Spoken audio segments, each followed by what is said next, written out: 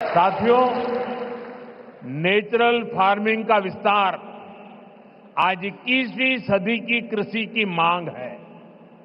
बीते कुछ सालों में मांग बढ़ने के कारण खेतों में एग्रीकल्चर से जुड़े कई सेक्टर्स में केमिकल्स का इस्तेमाल तेजी से बढ़ा है। நண்பர்களே, இயற்கை வேளாண்மையின் விரிவாக்கம் என்பது இன்று 21ஆம் நூற்றாண்டு வேளாண்மையின் தேவை. கடந்த சில ஆண்டுகளிலே தேவையின் அதிகரிப்பு காரணத்தாலே வயல்களிலே விவசாயத்தோடு தொடர்புடைய பல துறைகளிலே ரசாயனங்களின் பயன்பாடு விரைவாக அதிகரித்து வருகின்றது.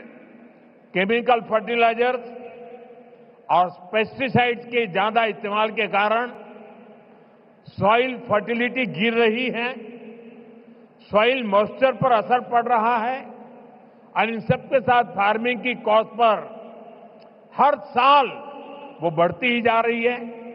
इसका सॉल्यूशन क्रॉप डाइवर्सिफिकेशन और नेचुरल फार्मिंग से ही संभव है। ரசாயன உரங்கள், பூச்சிக்கொல்லிகள் ஆகியவை அதிக அளவிலான பயன்படுத்தல் காரணமாக நிலத்தின் வளம் வீழ்ச்சியடைகிறது, மண்ணின் ஈரத்தன்மைக்கு பாதிப்பு ஏற்படுகிறது. மேலும் இவை அனைத்தோடு விவசாயத்தின் செலவினமும் ஒவ்வொரு ஆண்டும் அதிகரித்துக் கொண்டே இருக்கின்றது. இதற்கான தீர்வு என்னவென்று சொன்னால், பயிர்களின் பன்முகத்தன்மை மற்றும் இயற்கை வேளாண்மை மட்டுமே. साथियों, हमारी मिट्टी की फर्टिलिटी और क्रॉप में न्यूट्रिशनल रिवाइवल के लिए हमें नेचुरल फार्मिंग के रास्ते पर बढ़ना ही होगा। ये हमारा विजन भी है और हमारी जरूरत भी है। तभी जाकर हम अपनी आने वाली पीढ़ियों के लिए अपनी बायोडायवर्सिटी को संरक्षित रख पाएंगे।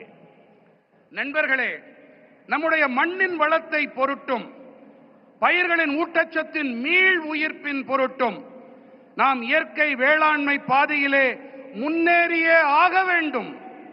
இதுவே நம்முடைய தொலைநோக்கு, இது நம்முடைய அத்தியாவசிய தேவையும் கூட. அப்போதுதான் நாம் நமது வரவிருக்கும் தலைமுறையினருக்கு நமது உயிரி பன்முகத்தன்மையை பாதுகாத்து அளிக்க முடியும். नेचुरल खेती हमें क्लाइमेट चेंज, मौसम में हो रहे बदलाव का सामना करने में मदद करती है। यह हमारी मिट्टी की सेहत को स्वस्थ रख सकती है और इससे लोगों को नुकसान करने वाले केमिकल से भी बचाया जा सकता है।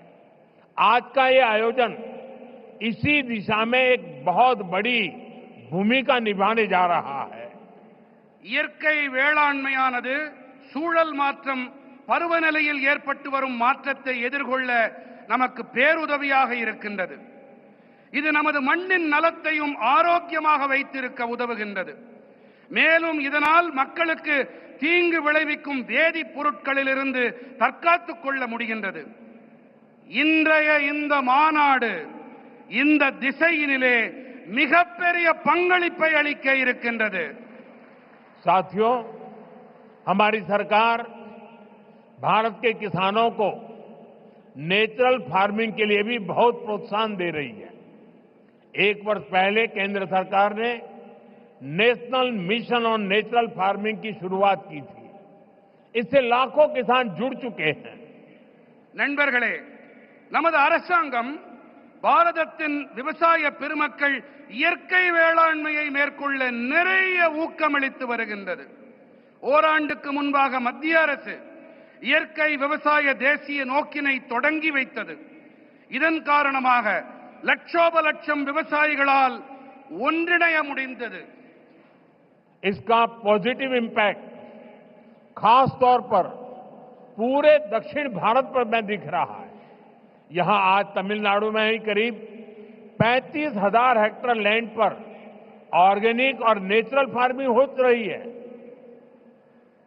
இது ஏற்படுத்திய ஆக்கப்பூர்வமான தாக்கத்தை குறிப்பாக மொத்த தென் பாரதத்திலும் நன்கு காண முடிகிறது. இங்கே தமிழ்நாட்டிலும் கூட சுமார் 35,000 ஹெக்டேர் அளவு நிலத்தில் இயற்கை வேளாண்மை மேற்கொள்ளப்பட்டு வருகின்றது.